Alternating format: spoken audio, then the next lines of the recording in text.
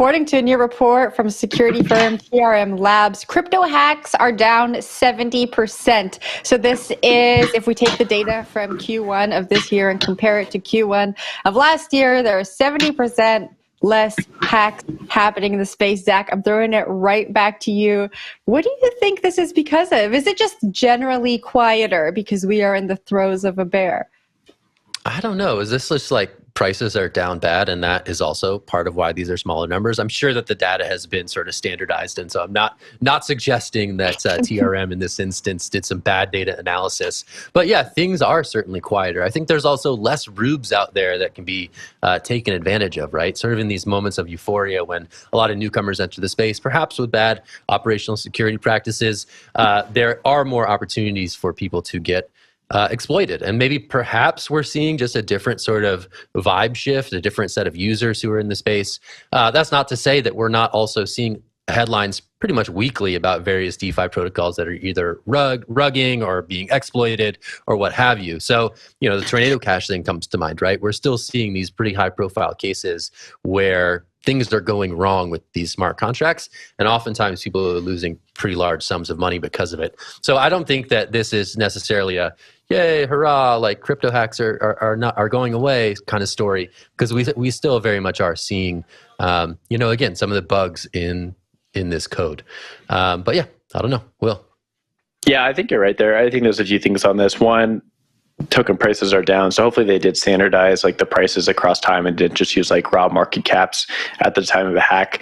Though if you were a hacker, you could liquidate into US dollars at that time, so there is sort of like discrepancy there on how you would do this. The other thing to point out is like there's not a lot of projects launching right now. There's a lot of things in stealth. They're quiet. They're waiting for the next bull market to launch their token or launch a project even if it doesn't have a token. Why? Because it doesn't make sense to launch stuff in the bear market often. You want to do what's hot and when people are interested in the topic.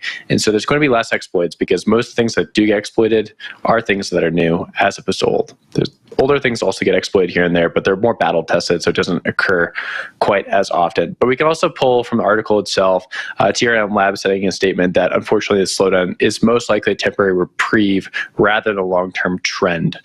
Basically just saying that, maybe we're just lucky over Q1 and there's going to be more to come.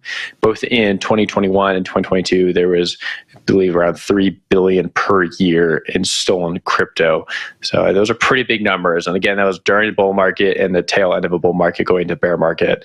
That's probably why we saw most of that theft occurring. So like go back and think of all the Bored Apes where people are just leaking their seed phrases, or some like the wormhole exploits out there. Big stuff. And that's because it was all brand new. People didn't know how to use this stuff. Over time, this stuff starts to gradually go away. But when the bull market comes back, I'm sure this number will certainly pick up. Jen? Yeah, the article mentioned 2 huge attacks last year. One you mentioned just now, Will, the wormhole one, that was $325 million. And then, of course, Axie Infinity's Ronin Bridge.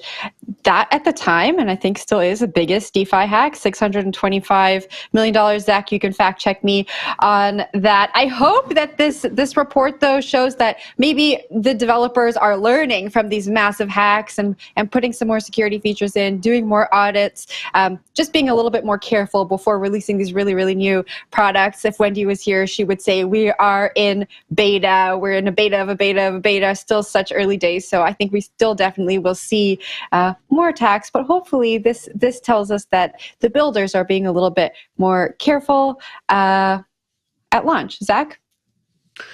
Yeah, I mean, also, I think maybe Adam Levine says this, right? Like DeFi TVL is just one big bug bounty, right? And you have this, this sort of dynamic where the more money is locked into these protocols, the more attractive it is for hackers, be they North Korean, Lazarus Group people or other, to go and do the hard work of cracking this code and exploiting these funds, right?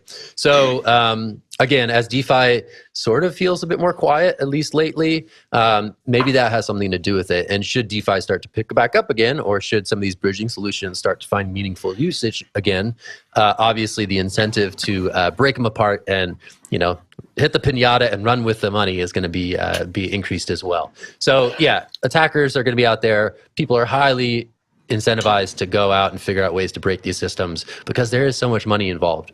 And I don't think that that's going to change, as TRM itself pointed out, over the long haul. So yeah, we'll see what these numbers look like in Q2. Who knows? There could be a giant bridge exploit just around the corner. It's crypto. Crazier things have happened. All right, Will, I'm giving you the last word on this one. Last thought on this, I think the thing to watch is the bridges, like you said, Zach. Like if there's going to be some sort of big heist in 2023, hopefully there isn't, or in the coming years, I think it's going to be around bridging. A lot of money is starting to flow towards these bridges. A lot of the bridges have launched, but the bridging point itself is still pretty insecure. It's a lot of multi-sig wallets, so you just have to compromise a few keys, and then you're able to drain a lot of the money. And until we see some sort of like decentralized option for bridging from an L1 to an L2 or back down to an L1, then we're going to see heists. That's my take.